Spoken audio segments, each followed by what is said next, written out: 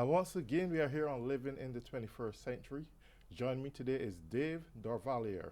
He is the program's director of Youth Harbor. Dave, welcome to the show. Thank you for having me. Nice. So, Dave, you are doing a lot into the community, and you are the program director of Youth Harbors, and this is dealing primarily with some of those homeless children who you make sure they keep in school and so forth. Could you really enlighten us a little bit more about your organization, yourself, and what got you into this program?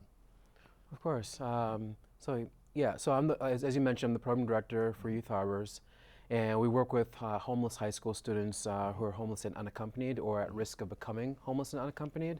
And my use of the word unaccompanied is more for those who are not with the family within a family system, so they're very much left on their own to kind of go through this adversity of homelessness. These students are 18 to 22.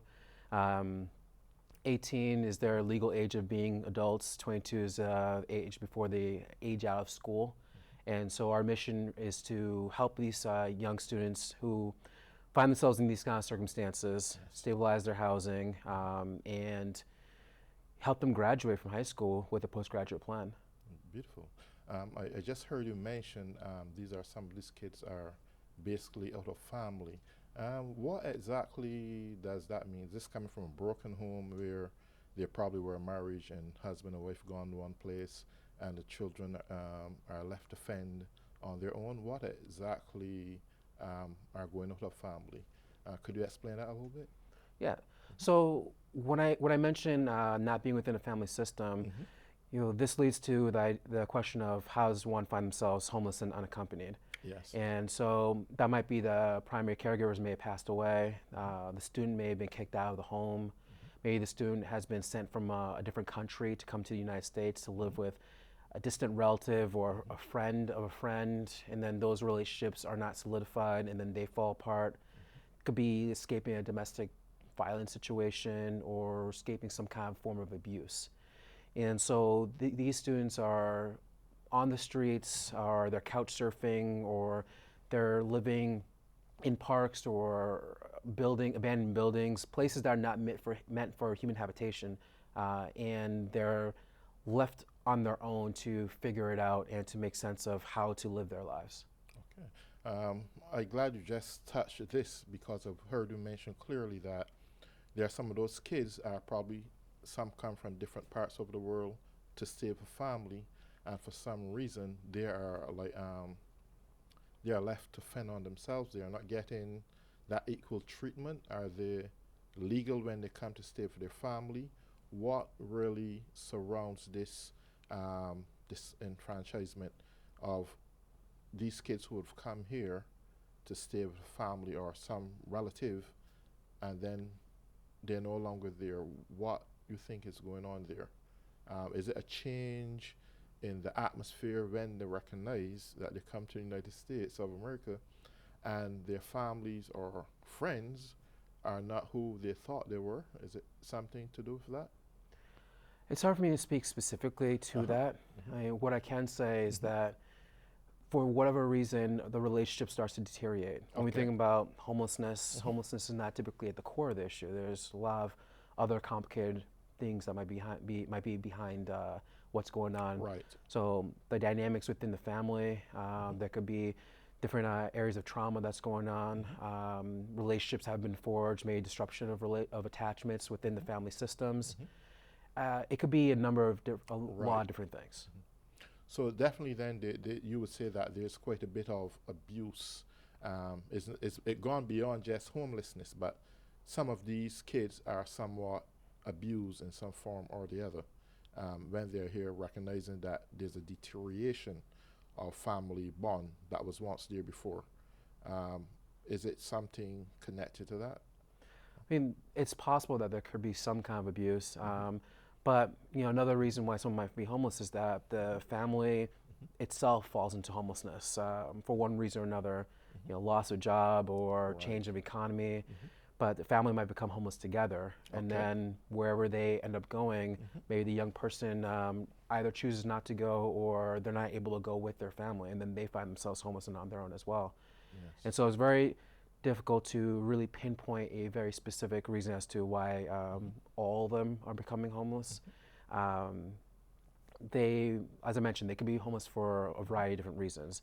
And with thinking with youth harbors, when they find themselves on their own and their whatever circumstances bring them to being homeless and on their own, then we'll help them work through whatever the issues are with stabilization of the home and keep them in school so they can get the high school diploma and then hopefully go on to 2-year, 4-year vocational program maybe, or go into the workforce or whatever that journey is for them. Yes, okay.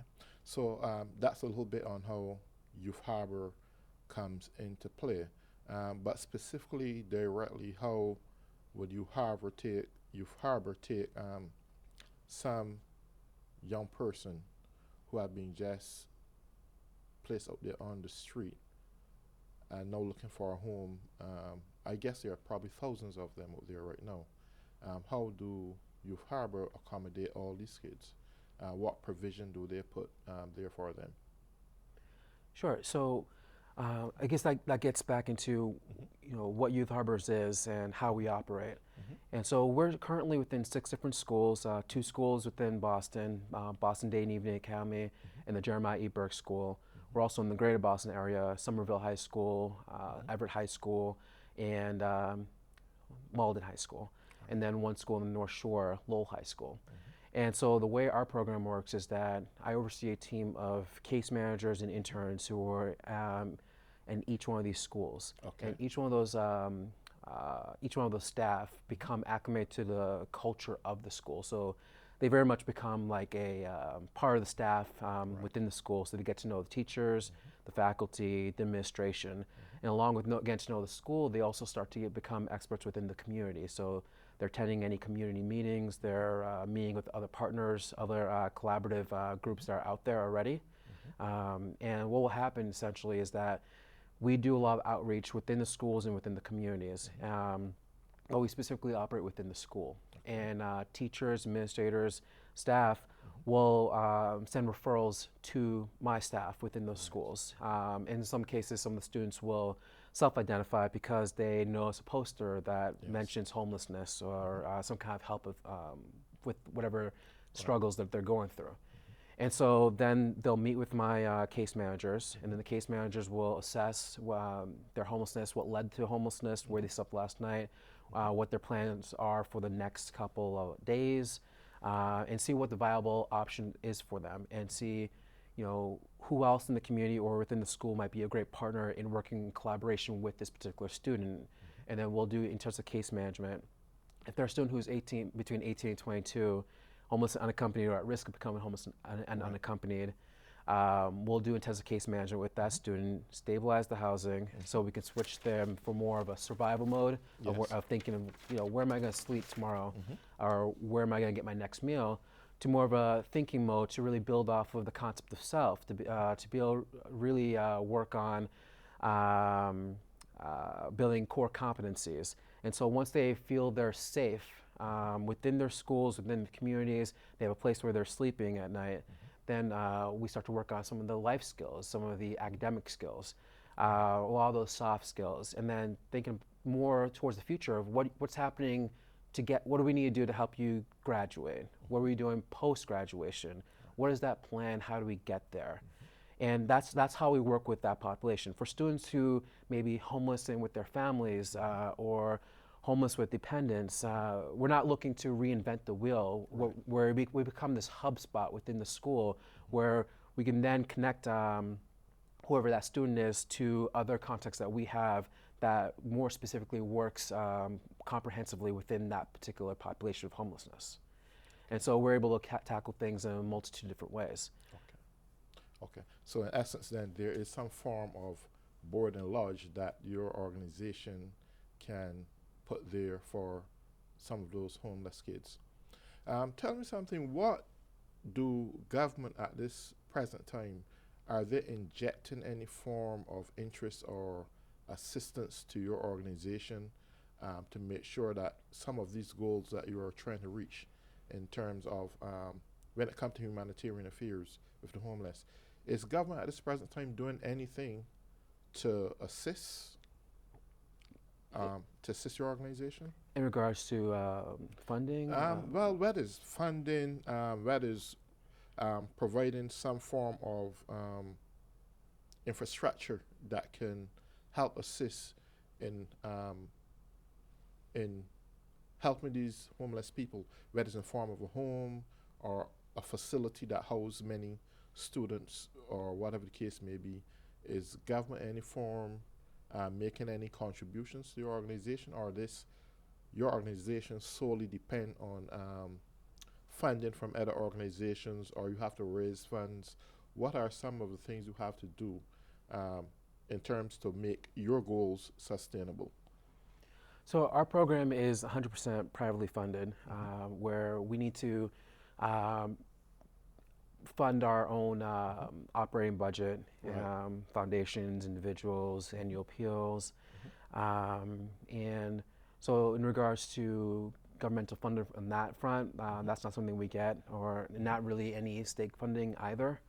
Um, so, but in regards to, in the realm of homelessness generally, there are lots of groups out there Right. who are, working on, collaborative efforts and trying to really build continuums and consortiums to really work with a lot of homeless youth on a spectrum of different types of programming. That's the direction it seems. That's the direction that a lot of the Massachusetts foundations and programs are heading in. Okay. For Youth Harbor specifically, which I can speak more specifically towards, is that we will raise our funds to work with the students as best we can within the 6 schools we're in, and if we're able to identify the funding and raise the money, be able to expand to more schools and really touch a lot more students, as you know, we're small but powerful. Exactly. That's, You know, that's pretty good. in the end of 8 years at this point in time, we've worked with over 600 students. Excellent. 97% of them have graduated or have been on track to graduate, and 93% of them have been stably housed.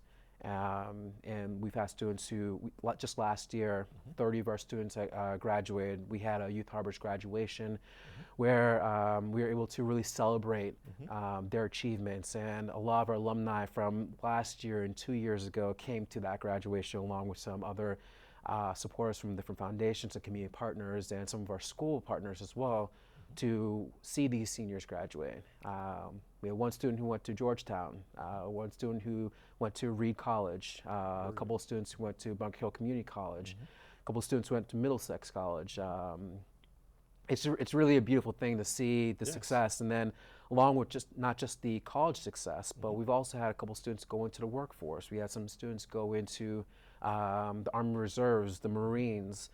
A student from 2 years ago is currently a plumber's apprentice. Okay. And so a lot of these students, at the time that they were within Youth Harbors, didn't really see what their path or their journey was heading towards, because they were dealing with day-to-day issues. Yes. But we're able to help them kind of reframe their minds in a way that allows them to we assist them, because they have the capacity to do these things. So we're assisting them to be able to shift their mind away from being just in survival mode to think about, what's my long-term success? What are the things that I want to be?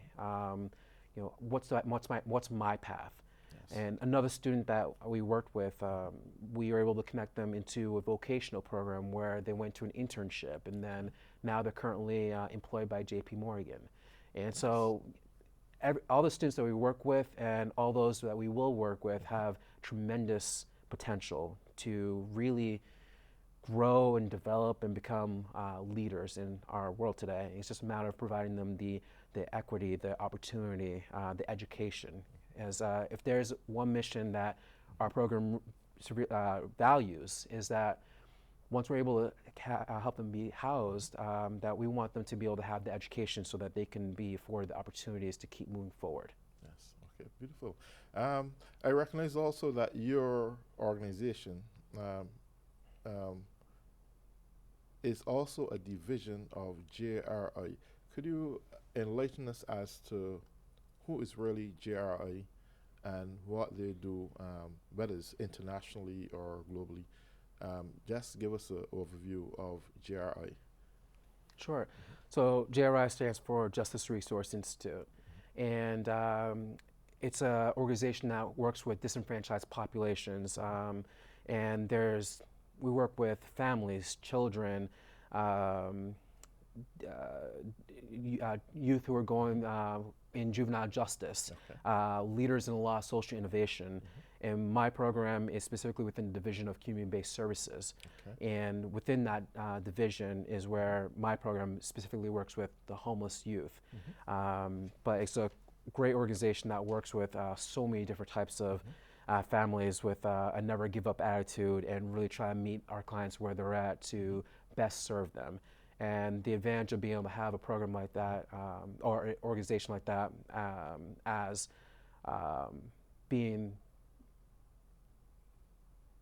being someone who can be there, it allows us to have more resources. Right. This is Right. what I'm trying to get at. Yes. And so we have youth, as I mentioned, homelessness is not at the core of the issue. If there are Yes. youth who have mental health needs, if there are youth who have any health needs, or any other things that my case managers may not necessarily be able to tackle in the moment, then we have the resources to be able to tap into not just the community of the schools that we're in, Right. but also have at our beck and call the resources of this organization to Yes. really take a multifaceted approach to work with all the parts of this particular youth. Yes. And if we can work systemically, maybe with their families, friends, within their neighborhoods, maybe at a political, governmental level.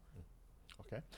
What are some of the most dreadful circumstances in your career right now that you would have faced dealing with some of these young people? Now, we know for a fact it can't get any worse than just going homeless. But beside that homelessness, we understand that it comes mental fatigue, it comes all kind of different problems occur upon that. What are some of the most dreadful circumstances you would have had to deal with since you were involved in this activity? I don't know if I completely understand the Oh, question. okay. So, what are some of the most dreadful conditions that you would have had to deal with concerning the homeless youth? How would you have to deal with these people? What were the most challenges you had to deal with concerning this? I would say that some of the challenges in play are the reasons why they've been kicked out. What we'll do when we ask the question of what led to the homelessness, sometimes it's the dynamics within the family, and we'll ask, is it a possibility? Because we do believe in family preservation if Right. it's safe to go back home. And then try to do some of the family work, the initial family work, to see if we can try and get the young person back in the home, and try to work continue work with that young person who's still at risk of homelessness, but trying to patch up whatever's happening within the home. And there are lots of different dynamics that might happen within the family, and depending on family to family, experience to experience, things can be difficult. It can be hard. Other things might be if you have a young person who is left on the streets on their own, and they're in a situation where there's no immediate solution to their issue. And so having to essentially say, okay, let's work on the short-term resolution. And so we'll partner with Bridge Over Troubled Waters or Y2Y in Harvard Square and try to get them the short-term emergency bed, and then try to go down that journey with them to figure out what is the long-term sustainable plan for you. Okay. Not to be differentiating too much, but from a race standpoint, who are some of the most people that you find in a disposition that you have to deal with? Is it Hispanics? Is it blacks? Is it Haitian? White Caucasian? What kind of people you find more in homeless situations today? What kind? There was a recent report that was just released by Chapin Hall in Chicago, where they noted that African Americans and Latinos had a higher percentage of being homeless and on their own. Another population that fits within that is also the LGBTQ population as well. Now, speaking specifically with Youth Harbors, we've had the demographics of the youth that we've seen across the board. We've had African Americans, we have Latinos, we've had Asian, we've had white Caucasian. It really runs the gamut. Everybody's experiences are different, but they're also kind of the same in certain ways. But they all have their own unique stories behind them all. Okay.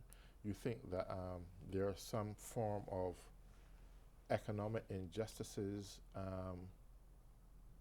indirectly invading these families through the formation of bad governmental policies? What would you say concerning that?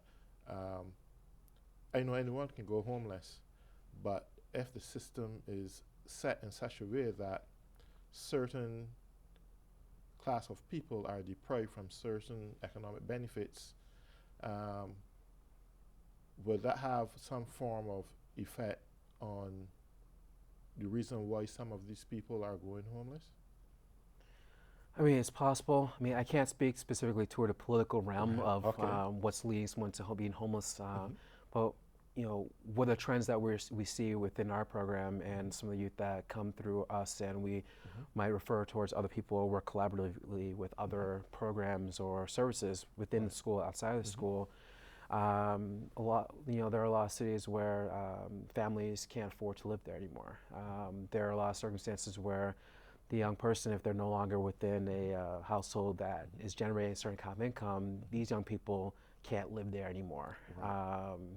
Families and young people are being relocated outside of their home school, and so they're traveling further.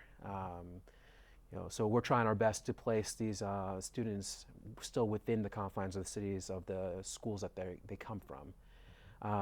And so, as I mentioned earlier, there's lots of factors for why someone might be homeless and unaccompanied, and how it might impact their learning and their productivity, their growth and development. Okay. Yes.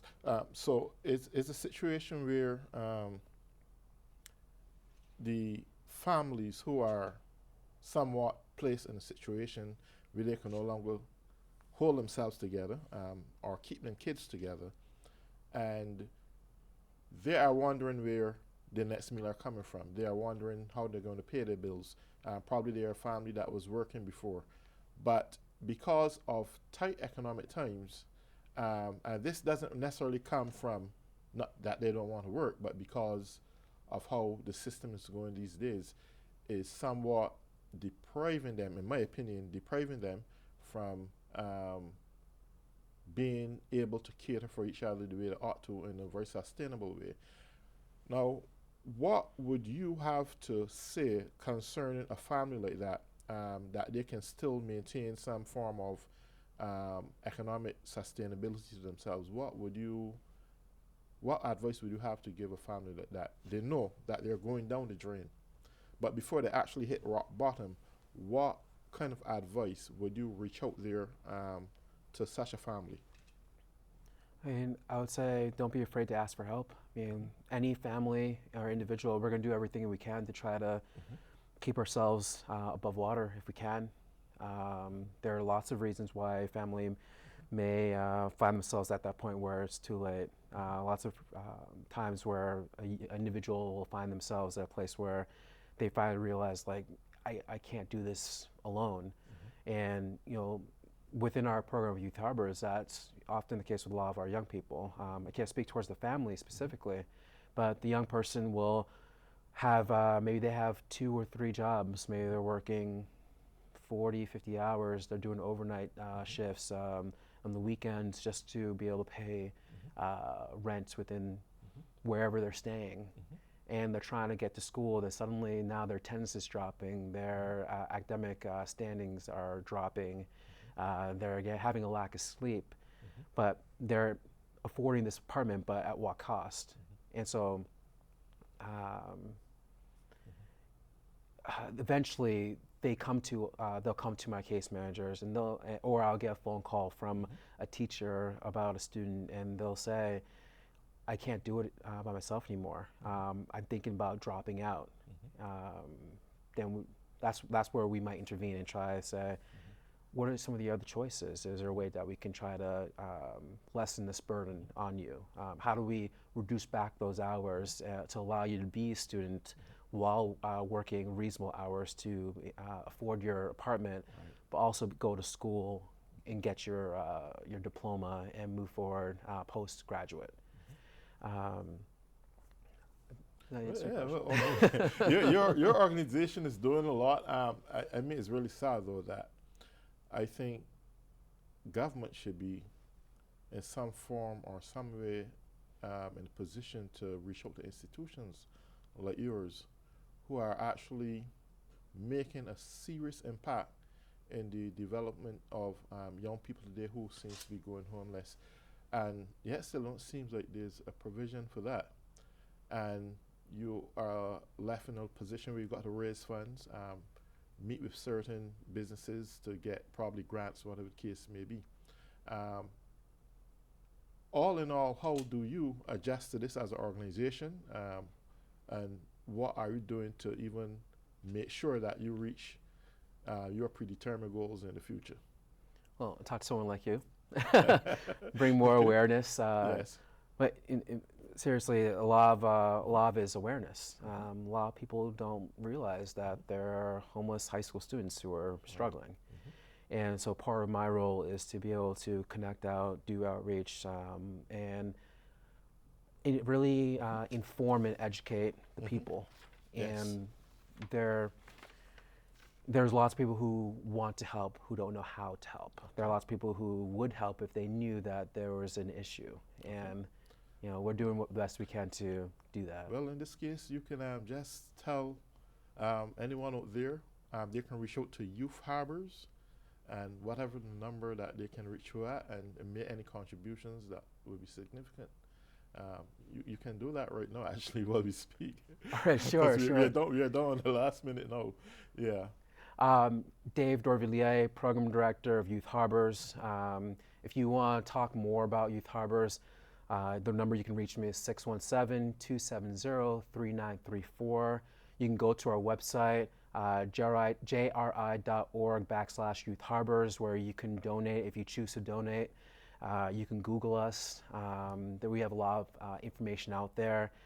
Please help our young and developing students who deserve a chance at being able to graduate from high school, be successful. And it's the help of the people, the help of the schools, help from our partners, but mainly those who believe in the mission of eradicating youth homelessness. Okay. And so, yes, please Well, donate. thank you, Dave Dorvillier. He's from Harbor Youth Program. Youth Harbors. Youth Harbors Program. Well, thank you so much for joining me here today on Living on 21st Century. And to all those out there who have been tuning in, please reach out and help. And until then, take good care. Bye-bye.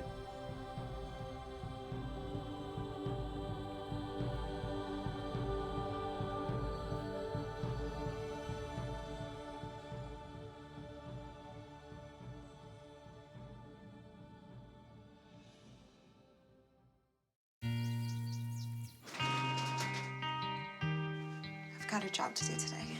I've got a job to do today.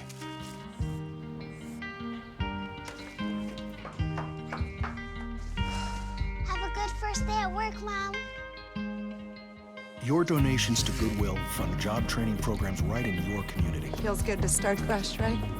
Sure does. And like that, you're a job creator.